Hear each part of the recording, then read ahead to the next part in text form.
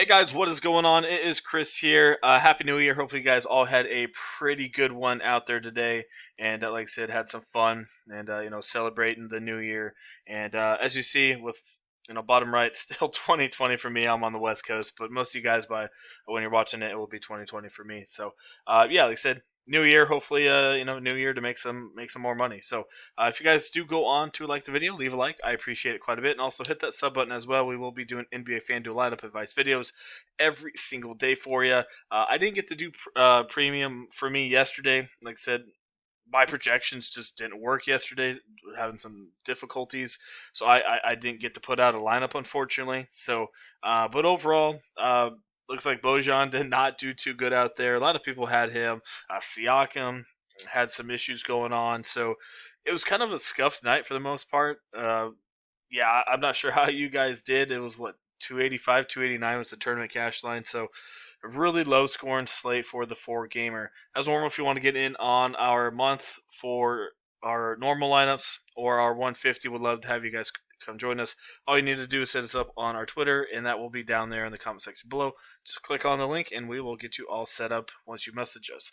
So let's get into it. We got a really big slate today. For the most part, we'll go through it.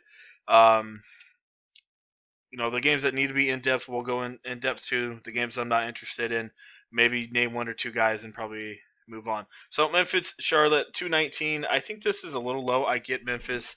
They got a lot of guys missing here, but Charlotte kind of plays kind of quick here. Morant's out. Grayson Allen's game time decision. And so, yeah, like I said, they have quite a bit of injuries. Let's go look at them over here. So yeah, like I said, Allen's game time decision. Morant is out, as we know. So Tyus Jones once again is probably going to get the start. Other guys I'm looking at here, Desmond Bain may get a little bit of a bump. The only thing I'm worried about is his usage isn't crazy high, but obviously it did get a big bump once Grayson Allen was out. So, but also that was a blowout for the most part. So we'll see how much they use him. Still probably about 25, 26 minutes. His usage rate and shots is not really there yet, so I'm a little iffy on him. Kuchar may be worth a look. Brooks at 66. I love him. I really do. All these guys for Charlotte got absolutely annihilated against Boston, a pretty good team. As we know, Memphis is a good team, but like I said, Charlotte is an okay team, but they're still young. So both these teams are relatively young, and I think this one should be a pretty good one. I think a little bit higher than a 219. So he still had a 29% usage rate. Right, his price came down, so I do like a little bit of Dylan Brooks. Hayward at 81. I think he's in a pretty good spot here against Memphis. Another guy, like I said, all these Charlotte guys are going to have a bad game, but still had a 26% usage. Still shot 16 times. In this one, he's still going to shoot probably about 17 to 18. So once again, Hayward's in play. Miles Bridges once again in play. Probably not going to get your 43, but still probably about 25 to 26.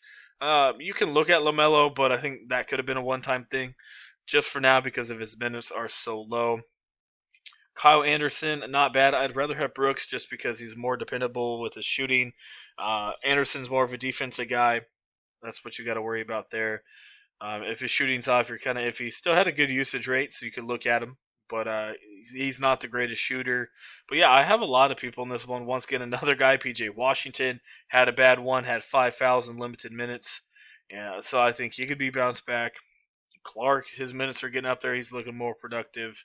Not too high on Val or Biombo, but there's a lot of value in this one. 219, I think they should be relatively popular as well. So looking at Brooks, maybe Graham, Washington, Clark, and Hayward, maybe a little bit of Anderson and Mr.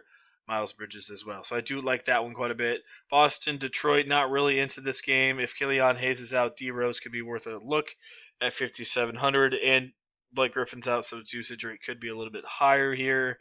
I think this one should be a blowout, so I don't have a ton in this game, honestly, at all. So that's mostly it from that one. Miami, Dallas, another game I really don't have anything. Butler's coming back, so the value guys a little bit for Miami's kind of gone. Dallas is absolutely struggling like crazy. They lost they only scored 99 points against Charlotte. They did okay here against the Clippers, but I don't know. Lucas is not playing like Luca right now.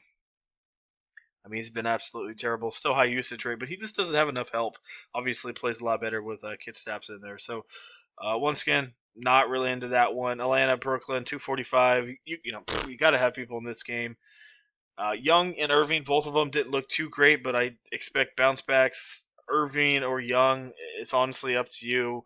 I guess I give the edge a little bit to Irving here. His usage rate is still pretty dang high. Had a 34% usage rate, shot 27 times against Atlanta. It's basically Irving a little bit of Joe Harris and Kevin Durant on the main starting. You got obviously Levert on the bench, but for the most part, not a ton of usage to go around. On the other side, Atlanta, Young has to go with Bogdanovich and Hunter, Reddish, Gallinari when he's healthy, and so on and so forth. So he has to share a little bit more. So I do like Irving. Levert, he could go off because no one's going to be on him here.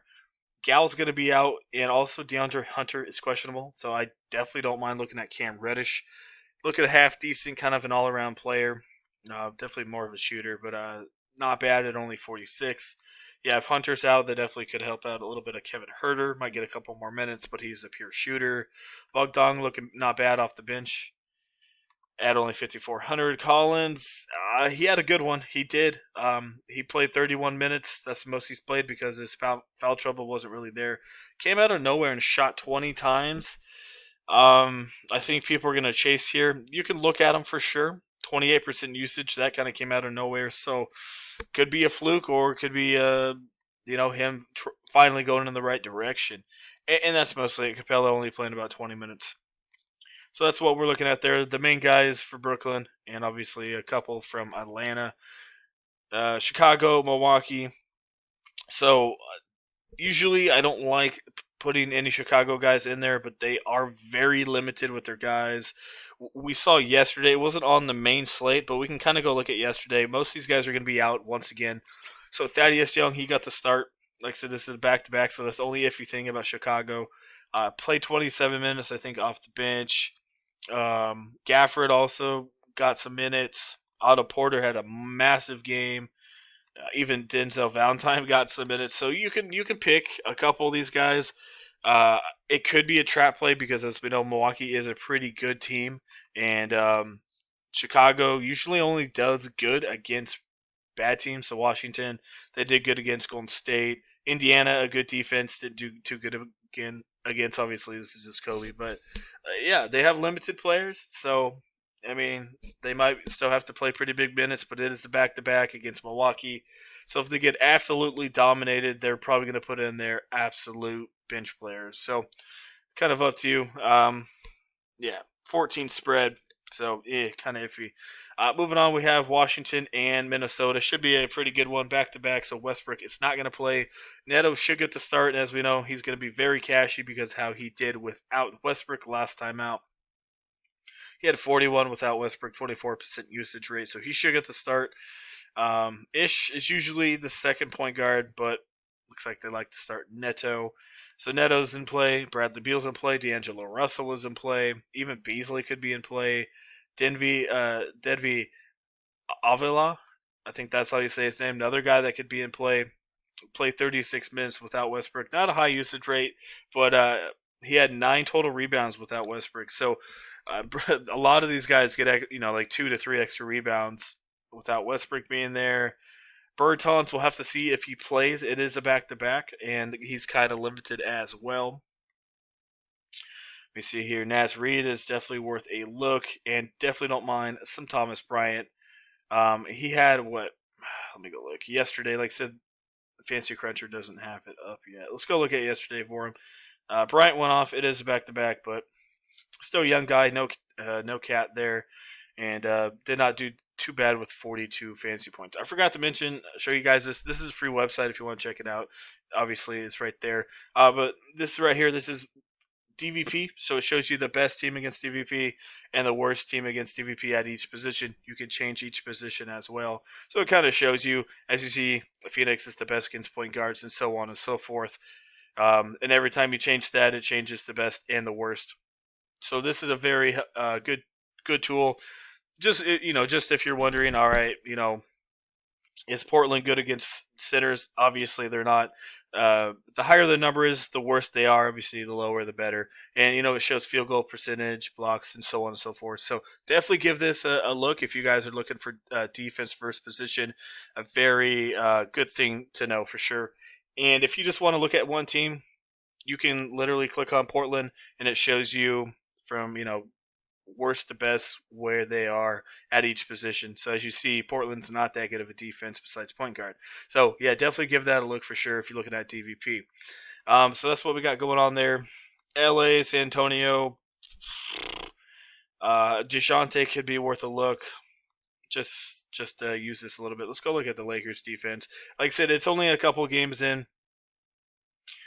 Point guard. So Lakers are actually pretty bad against the point guard position. Give up a ton of points, field goal percentage, and free throw percentage as well. So yeah, I mean Dejounte Murray, as we saw, he is kind of showed them what was up there. So they struggle a little bit without Caruso, and yeah, I don't mind putting him in there. Everywhere else, they're half decent. Let's go look at San Antonio real quick. Let's go see if we can find them. There they are. All right, San Antonio bad against point guards and small forwards. We saw LeBron kind of go off against them, and like I said, he's a point guard, small forward combo. As we know, Dennis Schroeder is the main point guard over there and had 29, so still pretty respectable. So Schroeder's in play. If LeBron plays, LeBron's in play. DeJounte Murray's in play. As I mentioned, Lakers aren't good against point guards. Let me go look. Is Derek White playing? I haven't even looked yet. Will be available. Okay, so he's going to be available. Probably going to ease him in there. I still like Murray. I was going to say Patty, but I'm definitely not going to go Patty Bills now. So I still do like DeJounte Murray, though. That also might, maybe not in this game, but in the future, give, Lonnie Walker or Keldon Johnson a little bit of hit because White is definitely one of their main guys. Aldridge is questionable. Poeltl definitely could be worth a look again, but as you see, the DVP Lakers are not too bad against that center position. Let's go look. They're kind of middle of the road, but don't give up a ton of points. And like I said, Poeltl's not really a shooter. So that's what we got going on. If LeBron's out, Kyle Kuzma, Davis, Dennis Schroeder is kind of what you're looking at there. All right, let's move on to the next one, Phoenix and Denver. So as I mentioned earlier, Phoenix is pretty dang good. I'm not going to show every single team here, but I want to go show Phoenix, and they did pretty good for the most part um, against Utah last night. So as you see, they struggle in a couple spots, but overall, they're not bad. I think the numbers are a little inflated, to be honest, because they looked half decent last night, and they don't play crazy fast either. So, but the one position that I was watching that they do give up a ton to is my goodness, I'm so dumb. I apologize. I got the wrong one. No wonder why. All right, this is a little bit more respectable. Here we go. My bad, guys. I'm a moron. Looking at Portland, Phoenix. Here we go. Yes, I was right. Defense. They're literally the best defense early on in the year. So yeah, I mean, to my point, Rudy was getting to him a little bit. So field goal percentage is at 73. That's because the center was getting really close. So Jokic, he's more of a 3-point shooter, so he might struggle here. But yeah, man, Phoenix is a pretty good defense. I don't have a ton in this game. Phoenix on a back-to-back. Maybe look at Booker, but that's basically it. There, Clippers in Utah. We got a 225 back-to-back for Utah. I don't mind this game. Paul George looking a little better. I get it's hard to trust Paul, but Utah's defense is really not as good as they have been. I'm going to go look at them. Phoenix, did half decent against them last night. Utah struggles against center, a little bit against the shooting guard position. Like I said, these numbers I think are a little inflated. But yeah, I mean, Kawhi Leonard, Paul George, those are the two main guys I'm looking at. Don't really want to trust too much of the other role players on the Clippers. On that flip side for Utah, they didn't look that great. Bojan was absolute crap. A lot of people had him, and he, messed up single games quite a bit. I don't know what that guy was doing. He was terrible. But yeah, like I said, George and Leonard are the two main guys I'm looking at. Portland, Golden State, last game here that we're looking at. We have a 231 in Portland by 3. So let's finally go look at Portland's DVP. There we go. All right, here we go. Now you can see Portland not too good defensively. Like I said, they're half decent, pretty good, I guess decent to good against point guards. But Curry's Curry. I'm going to put him in there. 3 points made. They're not good against that, so they have issues against defending the 3 point ball. So Curry should have a heyday here.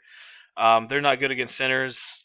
I'm not too into Wiseman though. Small forward Kelly Oubre and Wiggins could also have a half decent game here. So you could definitely go look at them. And then last, we're going to look at Golden State. Another team, they're struggling. Power forward, shooting guard, small forward. So Covington maybe gets a little bit of an extra one here. And still going to play Lillard. So should be pretty cashy. High one. We got McCollum looking at Lillard, Curry. Draymond's going to be back, so that does. I don't know if that hurts Wiseman. We'll have to see. Wiseman could be in foul trouble, though, against a Nurk. Not sure if Draymond's going to get a limited minutes or not. But as you see, Golden State has some issues. Pascal could be out, and Draymond should play. But, I mean, if Pascal and Chris are both out, Wiseman may have to play a little bit more minutes than normal here. And that's kind of what we're looking at. Yeah, Kelly at 58 against Portland. I could see him getting about 30 to 35. Draymond coming back. He's not a high usage guy, so don't have to worry about that much. But Wiggins, this guy took off last game. Looking a little better. So 6,400, pretty dang cheap. So let's go plug in a couple guys for you. Don't mind Curry. Like I said, I don't mind Lillard, but he's still looking a little iffy. McCollum, on the other hand, this guy's looking solid. Only had 36 against the Clippers, but only played 28 minutes. I mean, I really do like McCollum. He's 8K, a little much. We'll have to see what else we got. Like I said, if you can afford Beal, definitely worth a look. Shooting guards, you have to go with, where is he at? Neto, obviously, if he starts. Just, like I said, he's going to be chalky, but you got to go with it. So we're going to go with Neto there. Kevin Durant, not bad, but he's 9,400. I honestly think Gordon Hayward could get a bounce back. Briefly, let's go look at Memphis's defense early on in the year and see where they struggle here. So as you see, they're not bad against small forwards, but overall their defense is not good early on. So I do think getting a couple of these Charlotte guys in here is not looking bad. So like I said, Hayward, Bridges. You could also look at like I said, Graham, and also Terry Rozier, PJ Washington. So a lot of these Charlotte guys are pretty cheap besides Hayward. So if you don't have the money for them, move down a little bit. Like I said, you got Kelly Oubre there. Tyler Hero with Jimmy back. Not too into it. Miles Bridges, pretty cheap at 5K. Josh Jackson, worth a look. Cam Reddish, if Hunter's out, I honestly don't mind going that way. You could look at Otto. But overall, I mean, there's a lot of value out there at that small forward position. Let's go look at power forwards. You like I said, these guys are fine if you want to go that way. Davis has been terrible though. Clark definitely is in consideration. Naz Reid in consideration. Like I said, if LeBron's out, if we get word, Kyle Kuzma definitely worth a look. Thaddeus Young should be playing big minutes here against Milwaukee. And he's a pretty high usage rate guy. We don't see a ton of him, but he's definitely worth a look. And at that center position, Rudy worth a look again. I think Thomas Bryant at 58 is pretty dang cheap, though. And so that's kind of what we're looking at. But like I said, you can look at Kelly as well at that small forward position. So that's kind of what we got, $6,300. Some news may change things throughout the day, but like I said, make sure get a couple guys from that Brooklyn and Atlanta game if you can, and obviously that Golden State game should be one of the best and chalkiest ones on the slate. And like I said, Washington and Minnesota as well. Beal, D'Angelo Russell, Naz Reid, some of those guys as well. So that's what we got. Thanks for watching the video. A little bit longer than normal, but like I said, I brought in the DVP for you guys. Like I said, it's a free website. Just literally type it in, and it helps out a ton. You know, it shows everything as you see there. So, yeah, leave a like if you like the video, and also hit that sub button as well for more NBA FanDuel lineup advice videos.